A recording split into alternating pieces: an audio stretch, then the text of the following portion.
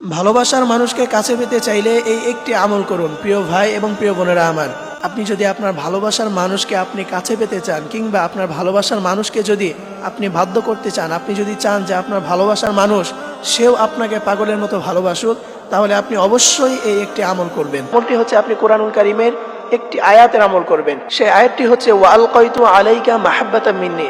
আপনি যদি এই আয়াতটি নিয়মিত পাঠ করতে পারেন, এই আমলটি করার নিয়ম হচ্ছে আপনি সর্বপ্রথম ওযু করবেন। মনে রাখবেন, ওযু অবস্থায় আপনি আমল করার চেষ্টা করবেন, তাহলে আমলটা গ্রহণযোগ্য হবে বেশি। ওযু অবস্থায় যে আমল করা হয় এটা আল্লাহ তাআলার দরবারে গ্রহণযোগ্যতা বেশি পায়। এজন্য আপনি সর্বপ্রথম ওযু করে নেবেন। এরপরে আপনি যাকে বাধ্য করতে চান তার নাম আপনি স্মরণ করবেন। এরপরে আপনি দরুদ শরীফ পাঠ করবেন। দরুদের মধ্যে শ্রেষ্ঠ দরুদ হচ্ছে দরুদে ইব্রাহিম। এছাড়া আপনি চাইলে ছোট্ট দরুদ সাল্লাল্লাহু আলাইহি ওয়াসাল্লাম এটাও পড়তে পারেন।